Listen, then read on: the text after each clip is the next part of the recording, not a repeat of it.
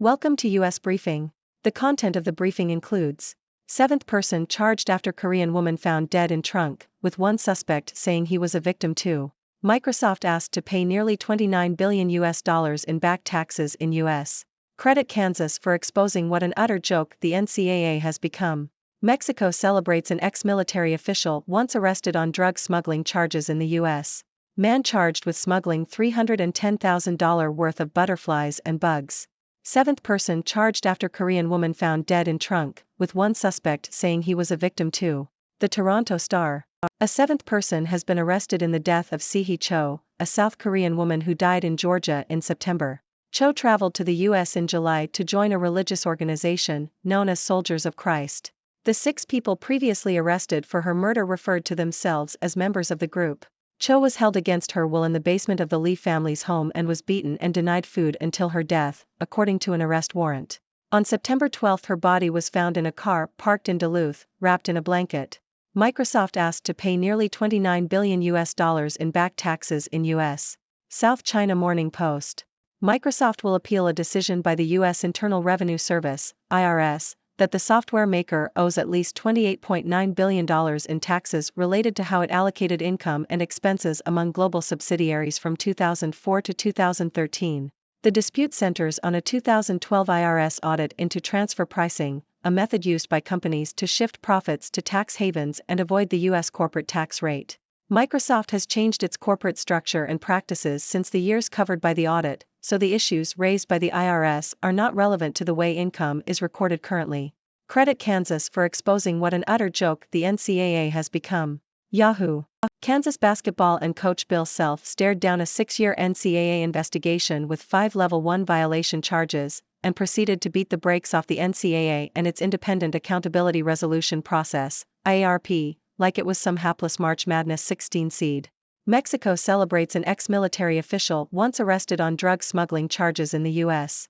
Associated Press. Former Mexican Defense Secretary General Salvador Cienfuegos, who was arrested in the United States in 2020 on drug charges but had the charges dropped under pressure from Mexico, has been honored with an honorary military decoration by President Andrés Manuel López Obrador. Cienfuegos, who served as head of Mexico's army from 2012 to 2018, was recognized for his work in strengthening the heroic military academy. The ceremony was attended by representatives from various countries. Man charged with smuggling $310,000 worth of butterflies and bugs. The Sydney Morning Herald. Charles Limmer, a 75-year-old man from New York, has been charged with smuggling $200,000 worth of deceased, protected butterflies and other insects into and out of the United States. Limmer is accused of conspiring with others to label the illegal shipments as decorative wall coverings, origami papercraft and wall decorations to conceal the smuggling scheme. If convicted of smuggling, Limmer faces up to 20 years in prison. Limmer, who referred to himself as a lepidopterist, declined to comment on the charges. The indictment seeks the seizure of more than 1,000 butterflies, moths, cicadas and other insects. The Israel-Gaza war is flooding social media with misinformation. The EU wants big tech to fix it. ABC. The European Union has given social media companies 24 hours to explain how they are preventing the spread of harmful content related to the recent conflict between Israel and Hamas. EU industry chief Thierry Breton told Elon Musk, CEO of Twitter Alternative X, that the platform was being used to disseminate false information and illegal content. Breton also warned Meta CEO Mark Zuckerberg to ensure compliance with European law on Facebook, Instagram, WhatsApp and Threads. The EU has threatened a fine of up to 6% of global turnover for breaching the regulations. Blinken to Israel on Middle East mission to prevent a wider war. Reuters. U.S. Secretary of State Antony Blinken is set to meet with senior Israeli officials, including Prime Minister Benjamin Netanyahu, to discuss boosting military support and preventing further escalation of violence after an attack by Palestinian Hamas militants and Israeli airstrikes on the Gaza Strip. Blinken will also work with regional U.S. allies to secure the release of more than 100 people who Israel says are being held captive by Hamas, some of whom may be American citizens. Blinken's trip announcement did not include a visit to the Israeli-occupied West Bank. Toronto to put a cap on ride-hail licenses. The Toronto Star.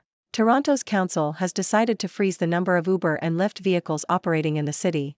The decision comes after a council vote that Mayor Olivia Chow said would help workers and reduce emissions. However, opponents of the move warn that it will lead to higher prices and legal challenges from the ride-hailing companies. The freeze will remain in place until the end of 2024 when a report is delivered on regulating the industry. However, opponents expect the limit to be made permanent. Ladies and gentlemen, it's your favorite interdimensional observer, Dr. Hex. I hope you're all ready for another exciting edition of the 6 Degrees Briefing. Let's dive right in. In a tragic and disturbing story, a seventh person has been charged in the death of Si-hee Cho, a South Korean woman who traveled to the U.S. to join a religious organization. Cho was held captive, beaten, and denied food until her death. It's a heartbreaking reminder of the dark side of human nature. In the tech world, Microsoft is facing a hefty tax bill of nearly $29 billion from the U.S. Internal Revenue Service. The dispute revolves around how the company allocated income and expenses among its global subsidiaries. Microsoft plans to appeal the decision and argues that the issues raised by the IRS are no longer relevant to their current practices. Now, let's talk sports. Kansas basketball and its coach, Bill Self, have come out on top after a 6-year investigation by the NCAA. Despite facing multiple violation charges, they beat the NCAA's independent accountability resolution process like a 16 seed in March Madness. It's a victory for Kansas and a blow to the NCAA's credibility. In a surprising turn of events, Mexico is honoring a former military official who was once arrested on drug smuggling charges in the U.S. General Salvador Cienfuegos, who had the charges dropped under pressure from Mexico, received an honorary military decoration from President López Obrador. It's a controversial move that raises questions about Mexico's stance on drug-related crimes. Now, let's talk about something truly bizarre. A 75-year-old man from New York has been charged with smuggling $310,000 worth of butterflies and bugs into and out of the United States. Yes, you heard that right. The accused, who referred to himself as a lepidopterist, allegedly labeled the illegal shipments as decorative wall coverings and origami papercraft to conceal his smuggling scheme. Talk about a unique criminal enterprise. Turning to international affairs, the European Union is calling on social media companies to combat the spread of harmful content related to the Israel-Gaza conflict. The EU has given these platforms 24 hours to explain how they are preventing the dissemination of false information and illegal content. It's a push for accountability in the digital realm, and the EU is ready to impose fines for non-compliance. On the topic of the Israel-Gaza conflict, U.S. Secretary of State Antony Blinken is heading to the region to discuss military support and prevent further escalation. Blinken's mission also includes working towards the release of over 100 people held captive by Hamas, some of whom may be American citizens. It's a delicate situation that requires diplomatic finesse. Lastly, we have news from Toronto, where the City Council has decided to put a cap on ride-hail licenses. This move aims to protect workers and reduce emissions, but opponents argue that it will lead to higher prices and legal challenges from companies like Uber and Lyft. The freeze will remain in place until regulations are further examined in 2024. And there you have it, folks. A whirlwind of news stories that remind us of the complexities of our world. Now, I turn it over to you. What are your thoughts on these stories? Is there anything that particularly caught your attention? Let's dive into a lively discussion. Thank you for tuning in. The content above showcases the latest briefing reports and analytical synopses, thoughtfully curated by the 6Do team. These insights stem from a wide array of reputable media outlets, think tanks, government sources, and specialized experts worldwide.